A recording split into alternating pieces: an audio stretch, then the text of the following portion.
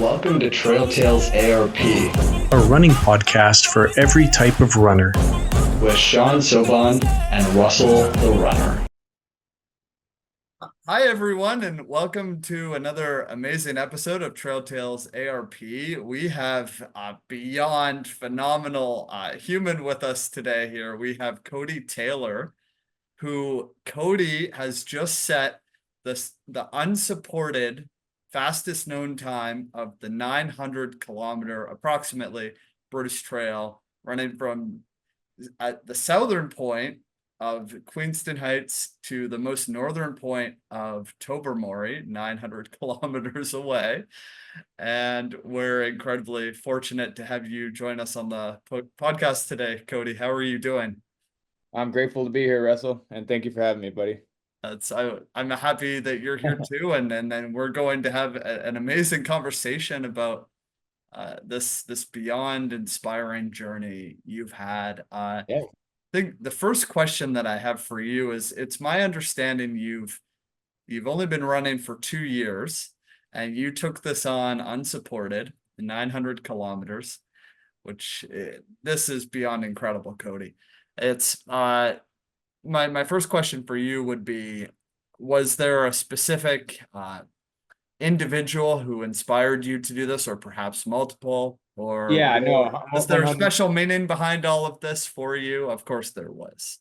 Yeah, so I'll just kind of give you my backstory real quick, but I was a musician before the pandemic. I was touring and stuff, and then then the pandemic hit and I started running. But it was I just started doing 5 kilometer runs. I just kind of, I always kind of go hard with whatever I'm doing. So 2020, 2021, I didn't know what I was doing. I was going out there running as hard as I could on the roads. Yeah, and then 2022, I started getting a little bit of help. There's one guy in my area in Cornwall, Ontario, named Sebastian Warner. He was the only guy here in Cornwall that's kind of doing marathons, and well, there's a lot of people doing marathons, but he was the only one doing ultra marathons. And I was really into that.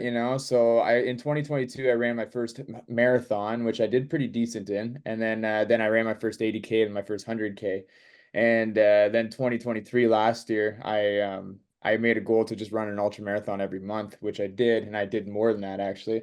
And then at the end of last year, it was in November, I did this expedition in the Atacama Desert in Chile. And the guy that I ran it with, his name is Ray Zahab. He's the Canadian legend in the ultra running community. Like anyone that follows the ultra running community, it's they know Ray Zahab. He ran the Sahara Desert. Matt Damon produced a movie on that whole running the Sahara. They did in 111 days.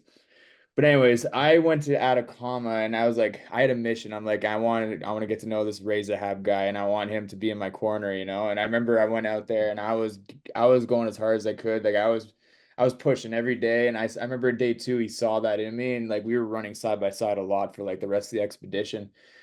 And he just told me, he's listen, man, he's if I'm gonna coach you, he's you should look into doing these unsupported expeditions. I would step away from these races, because he knew he trains a lot of really, really good runners. And like I said, I'm not, it's not that I'm a bad runner. I'm okay, but I'm not the fastest guy out there. It's there's a lot of fast people out there, and it's hard to compete, man. So I was getting to these 100-mile races, and yeah, I was coming top 10, top 15%, but I'll never get podium, you know what I mean? So yeah, he told me he gave me 3 trails to look up, but the first one he said was the Bruce Trail, and he's it's 900K. I had no idea, I'd never heard about the Bruce Trail. I was and I just remember I was running the Atacama Desert. I'm gonna do this thing 100%. So I remember in the winter time, I had a call with him, and then I told him listen, dude, I want to do this Bruce Trail. And he kind of said to me on the phone, he's Cody, he's you don't have any experience doing this though, this overnight camping and stuff. I'm yeah, but I told him you don't know me. I'll put the work in, and I'll get it, I'll figure it out. So yeah, I mean, I basically had just the summer months. I had 4 or 5 weeks to kind of learn how to do this overnight adventure thing. So I live near the Adirondacks, so I was just going to the Adirondacks every weekend and putting in some massive weekends. But the most I did was 2 nights, but usually it was always one night, a weekend thing. So yeah, I didn't have too much time to prepare, but I mean, it's I was learning as I was out there on the Bruce Trail, you know what I mean? So Absolutely. It's interesting how these things tend to progress. I mean, obviously you start running and it's for a lot of people, it's yeah, perhaps it's running a kilometer or a mile or 5K, and then you just progressively build from there to the, 10K Absolutely. And marathon. the thing is with me, I was never a gifted person. Like everything I did, I had to work really hard for. So I think with running, the reason why I liked it so much is because like it is a grind, you know what I mean? And I'm just used to grinding. Like everything I do, it's like I always work so hard for. So it's like that I think running is like the one thing in my life that's kind of been coming pretty natural to me because like I just know how to work hard. I know how like, just not to give up. There's always more in the tank, man. There's always more. Absolutely, there is. It's when we think that there's nothing left, it's we can search deeper. Absolutely. And it's amazing how you describe I mean, 2 years seems like a brief time, but the way that you outlined all of this, it actually, I can see how it becomes reasonable for you to have done this within 2 years based on like your progression. You Yeah. you, you ticked off all the boxes, so to speak, before Yeah. you could do this, right? Like the 50 mile, the 100K, the Yeah. 100 mile, and then I think once you've hit 100 miles, you realize it's all a mental sport. And It's all nutrition, dude. It's just you got to eat, and yeah, man. Like you could literally keep going over and over and over. It's like for it's such a sure, it's such a crazy sport, and that's why I love tapping into it, man. Like I remember whenever I stood on the start line of the 100-mile race, my first one. I'm like standing next to all these elite athletes. I'm like, yeah, man. Like I could do this, man. Like I could totally do this. It's like, yeah. And it's not necessarily about being competitive, but I also can appreciate those who want to be competitive. yeah,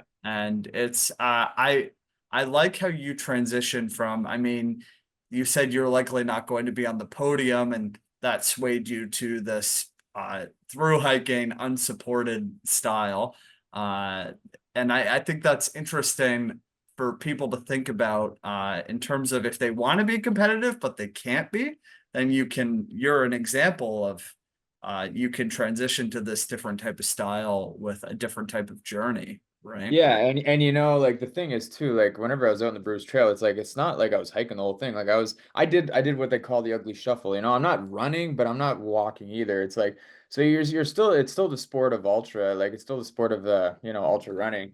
Yeah, I mean it's slow, but I mean, like a 10 minute per kilometer feels like a sprint whenever you're out there for days and days and days, you know what I mean? So That's one of the questions I had for you in terms yeah, of like because of your pack. So I yeah. think first question is how much did your pack weigh? Yeah, so I started off at 52.6 pounds. It was literally, dude, it was all nutrition. And that's why I was kind of grateful I went out in the summertime is like in my backpack was like 55 liters and like this much nutrition, this much gear. It was like so little gear. Like it was I had I had one t-shirt, one pair of shorts, I had my tent, I had my little cook stove, which was like very small. Just yeah, like I basically had no gear, one rain jacket, one rain pant, and then I just had like one thermal layer, just the top, a sleeping bag that curled up into like a little ball like this. Like all the gear is super expensive, like very, very expensive. But I mean, like I'm gonna be in the sport for a while, so I had no problem investing in it. But yeah, it's just incredible. Like it was all nutrition, man. All nutrition. Yeah, and so based on that, it sounds like yeah, over 90% of that 52.6 pound weight was nutrition. And it's, I mean, humorous question, but so you wore the same t-shirt the whole 2 week expedition. Yeah, but it's crazy. It's like you spend good money on good gear. Like that shirt, I swear to God, like every time I went to bed at night, like the shirt was dry. It didn't stink. And I don't know, like I didn't wash my hair, I didn't wash my body. Like I think I washed my body in the middle like once, but like it's crazy how your body just adapts to I don't know, just like not washing. You know what I mean? Like you're just like you're used to just like living and being out there. I don't know, it's weird, it's super weird. You become one with the trail, I guess. For sure. I mean, obviously, you're not able to, I mean, you weren't able to take a shower or become Yeah, hygienic, so it doesn't matter anyway. It's, yeah, becoming one with the trail would be special. And absolutely. that's amazing. I think so. In terms of your nutrition, I'm curious specifically, like what type of food was that? Yeah, so I did one dehydrated meal every night. But then the rest of the food was just like high calorie dense bars. I had like a little bag of cookies and candy. Um, yeah, mostly high like so like the bars that I was eating was like it was all stuff that you could read the ingredients on. You know what I mean? Like it'd be like a Laro bar. It's like there's four ingredients in a Laro bar. So I just try to find stuff that like I could actually read the ingredients, you know? Because like like there's some bars out there, I'm not gonna say any names, but like you can't read the ingredients on the back and then they sit like a friggin' brick in your stomach and it's hard to digest. So some of the food like like the local farm boy we have here in Cornwall, they have a real food bar, they call them, and it's just like it's super high in fiber, and just like some of these bars are 400 calories. Like so I brought out 4,200 calories for like per day. And then in the beginning, I was throwing out a lot of food, and then yeah, stick around to the end because at the end of the expedition, I ran out, and yeah, if you want to hear about that, we'll talk about that, I'm sure That's later. interesting because I was going to ask, like, Yeah, what did you plan for in terms of the amount of calories per day? 4,200. I mean, doing the math on this, just to clarify, everyone, Cody ran the 900 or through hiked, had the journey yeah, of 900 kilometers in 14 days, which is an average of 65 kilometers or 40 plus miles per yeah, day. And so I'm doing the math on, I mean, 65 kilometers per day. I mean, you're you mentioned 10-minute kilometers. I would think that per kilometer, you're likely burning, 80 to 90 calories. And so that 10, 10 kilometers, I'm doing the math on this. That would be like 800 to 900 calories for 10 kilometers. Multiply that by six, and you're burning about 5,500 calories a day. So I think you're planning there, yeah. So but so 4,200 a day was good. But so you ended up throwing out food in the end. Yeah, so I'll just explain the whole story here. So yeah, I brought 4,200 calories. I got up at 3 in the morning every day, started at 3:30. My goal in the beginning, the first like half the expedition was I'd be done by 8 o'clock, 8:30. My goal was to hit, I had so Jameson had is the old previous record holder. I know Um, Jameson. He's yeah, amazing. he's a beauty. I was in close contact with him the entire time leading up to this. But anyways, I had every day his mileage. So I just basically just made sure I did more than him. And like the first, like I never got under 60 kilometers. Every day I was very stubborn, even if it was a longer day. I was like I had to hit 60, and if I didn't hit 60, I'd keep going. And then I would literally like hike by beautiful camp spots, and I'm like, I gotta keep going. You know what I mean? It's just like this is the only way I'm gonna beat him. So I always got over 60K. Um, but yeah, so I remember on my watch on my Coros app it was saying I was like, burning about 6,500 calories a day, it's like it's long days. I was doing 16, 17, 18-hour days. So I packed 13 days of nutrition. This is where things got interesting. So I packed 13 days of nutrition, and I remember like in the beginning I'm like, okay, well, like, I got this. I should be able to finish within like 13 days, and maybe go into the 14th day. I'm not sure yet. So like I had nutrition in the beginning, but because before the expedition, I remember my coach told me he's like just eat all the food you could possibly eat like can, like eat all the hamburgers, just fatten right up. He's like, it'll get you through the first 2, 3 days. And he's like, whatever food you don't eat, just throw it out. And I did that. And I remember I got halfway through the expedition, I was still kind of throwing out food.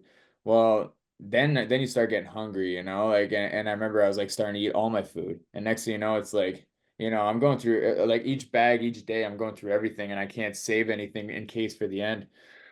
Well, I got into Warrington and Warrington was about 150K left and I had 150K and I had no food left. So I I went overnight that night, went the next day, still didn't have food. Like I was so tired that next day. I remember I was taking like a bunch of dirt naps in the morning. Like I literally said, I put my phone on my chest. I'd lay down on my backpack. I put my phone on my chest and I'd had the alarm set for 10 minutes. I'd wake up with 6 minutes left every time. It'd be like 4 minutes. I had like a 2 minute nap, wake up, keep going.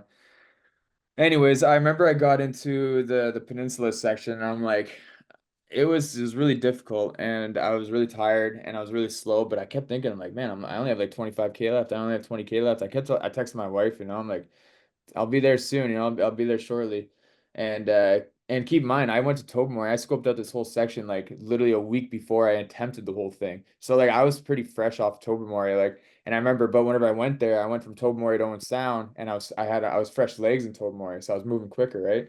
Now I'm on the end of my expedition with no food, no sleep.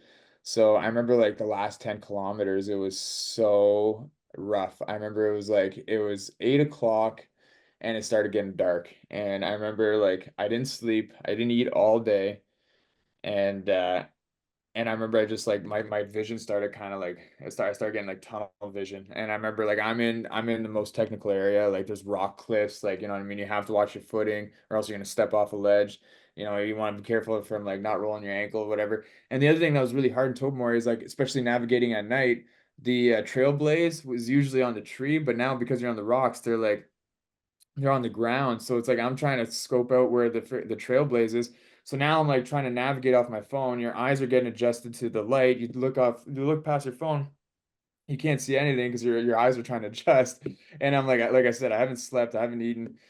So, anyways, long story short, the last 10 kilometers, I thought I was gonna be done in a few hours. I thought I was gonna be done by 10 p.m. I ended up finishing at like 4 a.m. the next day. So I went into a 15th day. So I had like over a whole day of no food, you know, and almost 2 nights of no sleeping. So it was the ending, like the whole expedition went very flawless. I have to say it went really well. It just was really interesting at the end. But you know, we pulled through and we got it done. And yeah, like there's just the body could do a lot. I remember I had a conversation with my wife, like I was just leaving Owen Sound and I had about 200K left and I was super like nervous about the no food situation. And my wife just told me, she's like, you know, people back in the day when they had to hunt for their food, they didn't go out like full, they went out starving. And sometimes they would go days without eating. So she's like, you'll be fine. And I remember like that stuck with me. And I kept saying that to myself over and over and over. I'm like, you know, you're going to be fine. And you know what's crazy is I remember at the last 10, 15 kilometers, even though I was moving pretty slow, I was mentally sharp. I was so sharp and I finished so strong. And I remember seeing my mom and dad at the end and my wife, and I'm just yeah, sure. I was like, you know, I was a little startled. I was like a little shooken up, but like I was so focused. Like I was just like, yeah, I really flipped the switch, man. I don't know what got into me, but it's just like it's still kind of like I think about it and be like, you know, it's just crazy. It's just crazy what the human body could do, you know, and I'm so happy I got to tap into that. It's incredibly inspiring. It couldn't be more inspiring to hear this all of this Yeah. beyond incredible experience you had at uh a couple of thoughts that I have on it would be the first would be the importance of planning. And you planned very well with the amount of calories you had per day. And secondly, the importance of decision making, in which you were having to make so many decisions throughout this 14-day adventure. And specifically your decision to throw out food, I can see why at the time you thought that was reasonable, I'm Save sure, weight. based on the mileage. And now finally to the end where the only decision was to move forward and you had you gave yourself no other alternative but to move forward despite having no food and not being able to sleep for 2 nights. It's beyond incredible, Cody. You tapped into reserves you never had before, and that's a remarkable just achievement and incredibly couldn't be more meaningful. Yeah, It's I remember amazing.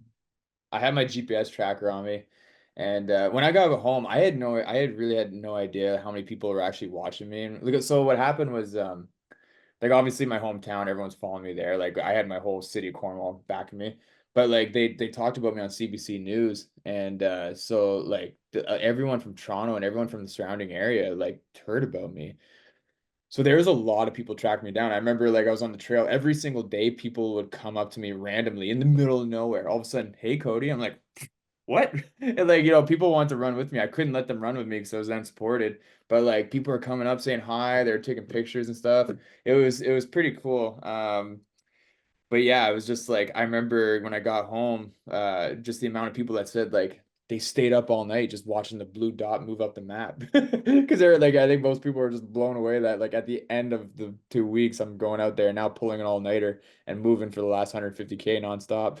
So yeah, it was pretty cool, man. It was like whenever I got back home, everyone was just like completely blown away. It's funny, like, when I came back home, I'm just like, it just felt like another adventure. But then you really realize like it still hit me where it's just like, man, like I accomplished something quite big, and I am very proud of it, but just like, yeah, sometimes it doesn't really hit you, you know what I mean? You're just like, you feel like, okay, what's next? Like, you know, It but it it, it takes time for it to sink in, and yeah, everyone who was chasing you down, and the media that was behind you, you couldn't be more deserving, Cody. yeah, I appreciate it, man. I find it's truly beautiful, your journey. And it couldn't be more inspiring. And clearly it has inspired a huge amount of people. And Yeah, I'm happy that you had support. Well, you were unsupported, but moral support along the way. yeah, You know? absolutely, man. It was just so wild. I remember like I was like just an example. I was like running up over this field, open field, man, middle of nowhere. Like I'm just like I have the tree line on my right, this cornfield on my left, and I come up over this hill and I just see this one road and I just see one car out of like the like first person I see like for hours.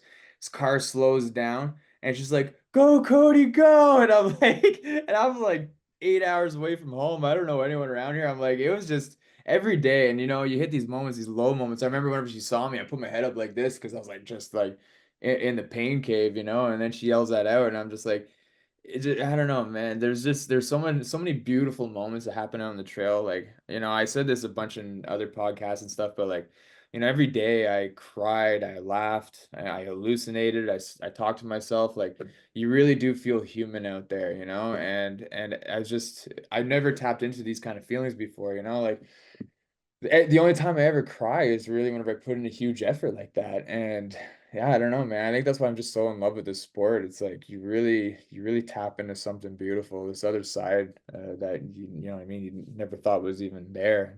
So yeah, it was cool, man. A lot of special moments out there. And when things did get hard, it's like another thing I kept reminding myself. It's like, people that go to war to fight for their country, it's like that's hard, Like all I'm doing is traveling on my own 2 feet in this beautiful country with a bag full of food, filtering water out of ditches. It's like everything about this is beautiful. Like there's nothing hard about this.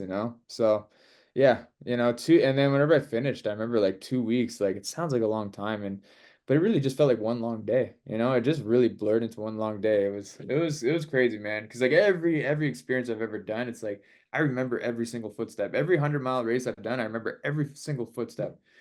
This Bruce Trail, man, it's like there's still moments where I come back to me like, oh yeah, I remember that. It's like, like for like the longest time, the last 3 weeks, it just feels like one long day. I wrote my FKT like report, and I'm just like, day one, day two, I remembered because like I remember I chafed really badly because it was raining and my shorts, like I had no skin in my groin area for like literally after the first 20K, like it was rough. So I remember day one, day two, and then on the FKT report, I wrote from day 3 to like day 11. I'm just like everything went flawless. Like I couldn't break up the days. Like Jameson on his FKT report, he broke up like day 3, day 4, day 5. I'm like I couldn't even do that. It was just like I just like almost blacked out there. And just enjoyed everything. But yeah, it was crazy, man. Crazy, crazy experience. Yeah, I mean, it, I think firstly, it takes so much time uh for it to sink in how you're feeling about this experience. And I can fully understand why it hasn't sunk in because you're fresh off this just weeks ago. And yeah, it will take time. And I believe in time. I mean, you already know how much it means.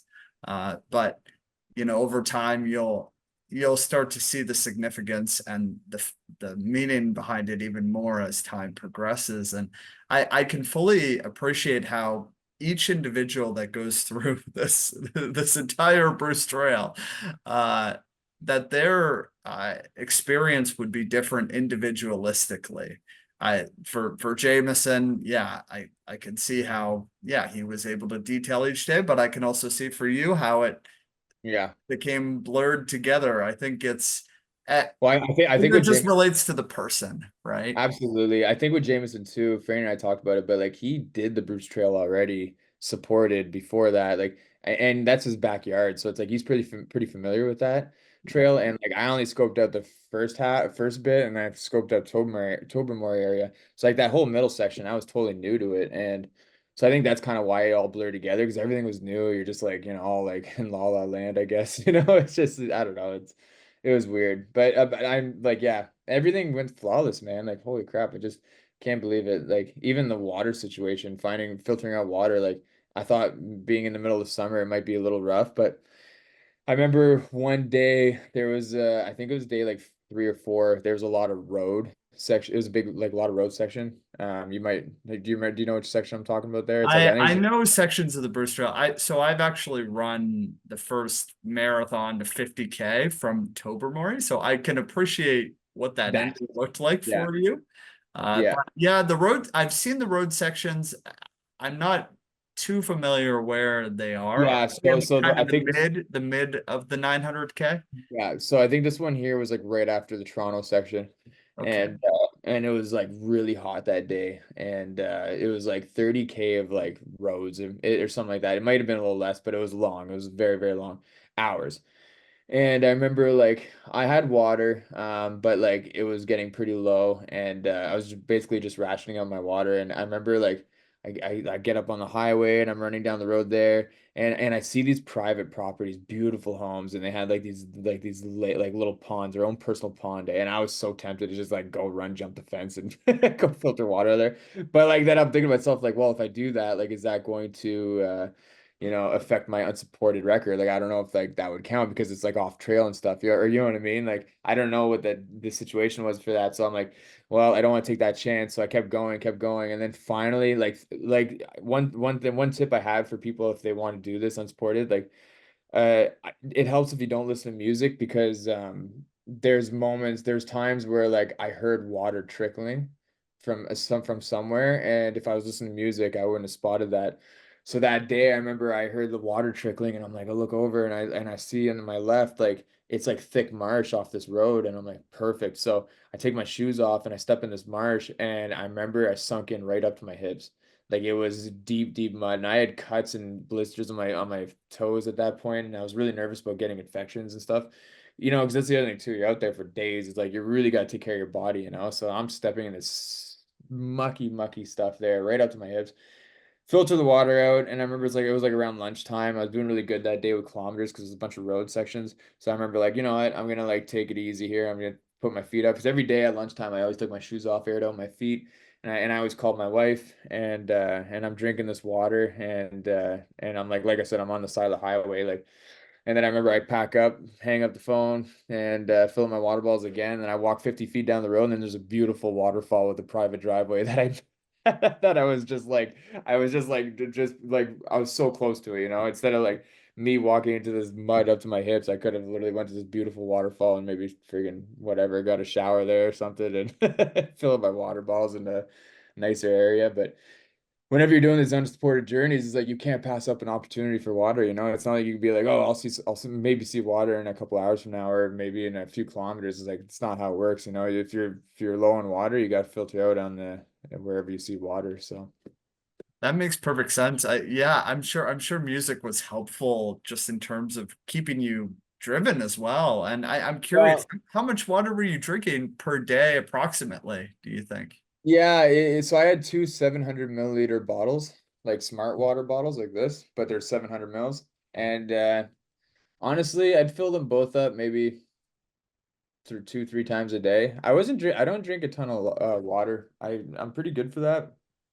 The other thing is too, it's like you're moving so slow, and if your nutrition's good, like I don't know, I was in really I'm in really good shape too right now, so I wasn't sweating a lot. You are for sure. Yeah, you're looking Like it, strong. yeah, like it really, you really, yeah, you gotta be prepared for that stuff. Like the heat training and all that stuff is really important. Because yeah, like I've been out in runs before where it's like the sun's blasting on you and you're just losing all kinds of salt and you just feel like you could drink for days. But yeah, like I was really, really sharp out there. There wasn't a moment out there where I was like, in bad shape, you know. Even my wife's like, 'cause I called her every day. She's like, man, like I was sounding strong every single day. So it was pretty cool, man. I was really, really, really, really prepared, like 100%. But yeah, the water situation, like not an issue, man. That was really that was something I was worried about like this whole time. I'm like, crap, you know, I'm going out in the summertime. It's like, because whenever Jameson did it, he did in spring. And like I remember in the first couple of days when I went out, I remember like because I scoped out Niagara, that whole Niagara section back in April, and I remember like there was water everywhere, all over the trail. And then I went out in August and I'm like, there was nothing. It was dry. I remember there was two moments actually, the one on the road and then the one that was on set day two. And I was like, I ran out of water and I'm like, I wasn't finding any water. Then finally I like ran right down into a ditch and like there was just like this tiny little bit of water flow. And I was just I had two water filtration systems. One was the Sawyer squeeze. So basically fill up a flask and then you put the filter on top of the flask and then you just squeeze this flask like into your bottle. I found that one was quicker. The other one was a MSR hand pump. What I really like about the hand pump is that you could literally it has like it's like a pump and it comes with like a long straw, but you could filter out of like any puddle, any dirty puddle out of anything out of the road. Like the thing is with the flask, it's like if it's very, very little water in a puddle, like in a hole, you can't fill up the flask. So with the MSR hand pump, you could like literally suck that puddle dry, you know what I mean? So I had two ways of filtering water, and thank God I had that MSR hand pump because that kind of saved me that day for sure. But yeah, honestly, no scares.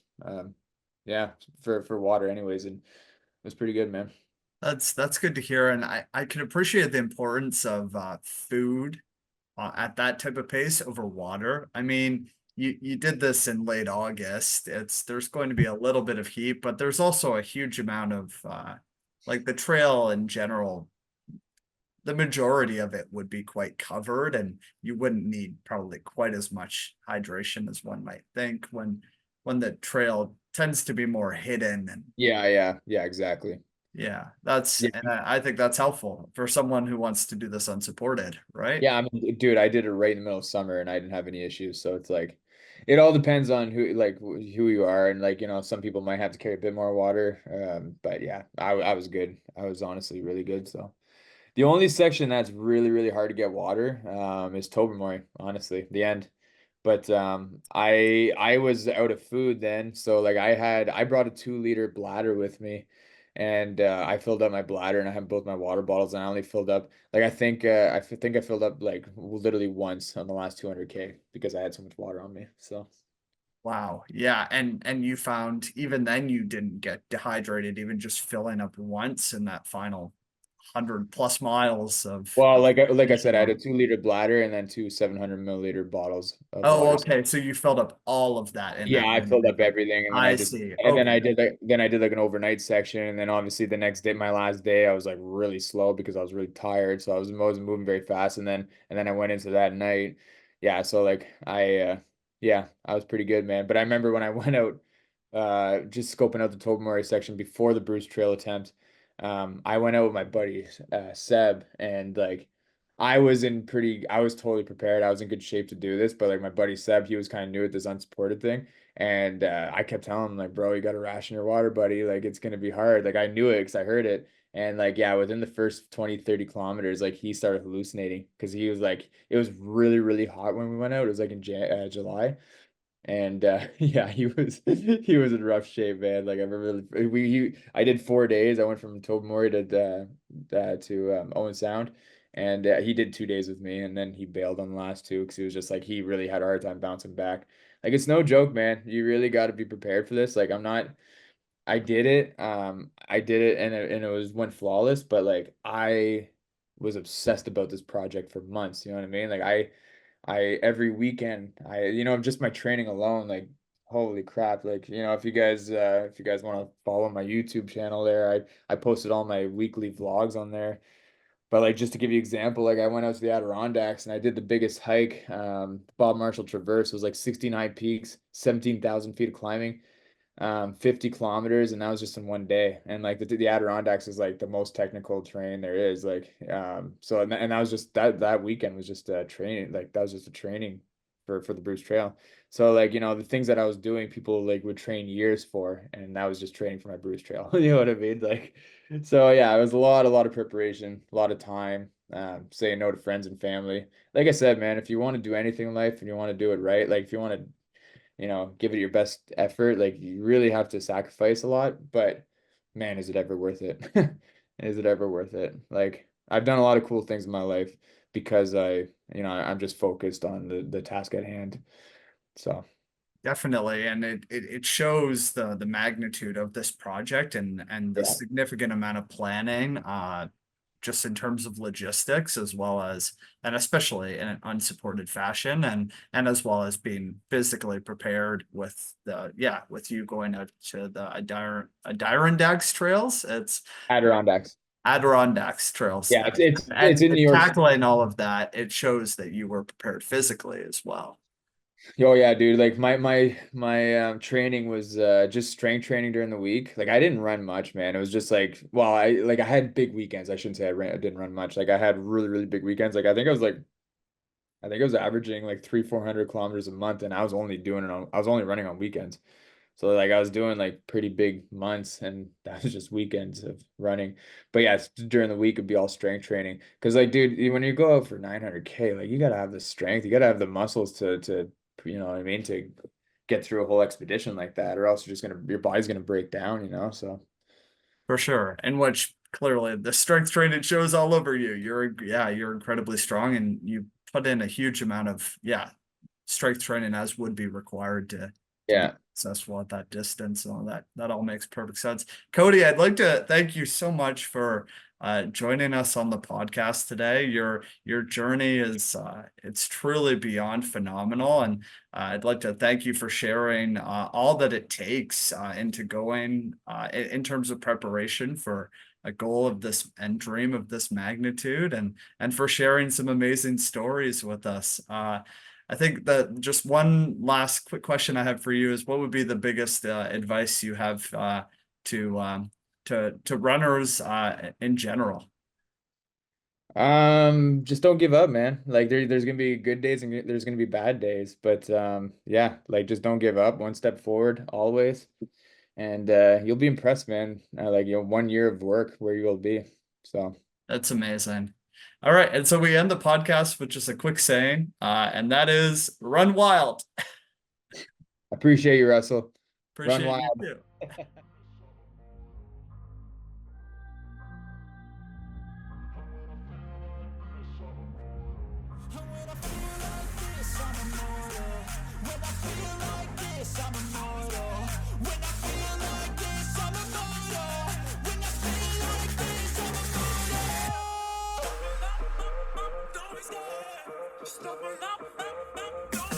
And that's a wrap on this episode of Trail Tales ARP, a running podcast from Sean Sobon and Russell the Runner. Thank you very much for listening. Don't forget to follow us on Instagram at trail_tales_ARP. Check out our YouTube channel at Trail Tales ARP, and you can catch us on Spotify, Apple Podcasts, or wherever you get your podcasts from. Please don't forget to subscribe and leave us a review. Catch you next time. Run wild. No, I'm never turning back. I won't stop, I'ma fight until there's nothing left. It's so what? You're gonna be hurting bad, cause I've been to hell and back. You don't wanna make me mad, I stay strong. You will never see me crack. And if you get in my way, you gonna feel the wrath. Gotta say it to my face while he's looking back. Mirror breaks after math. When I hate, I attack.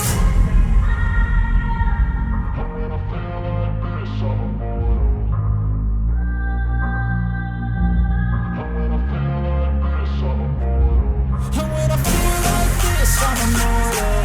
When I feel like this, I'm immortal.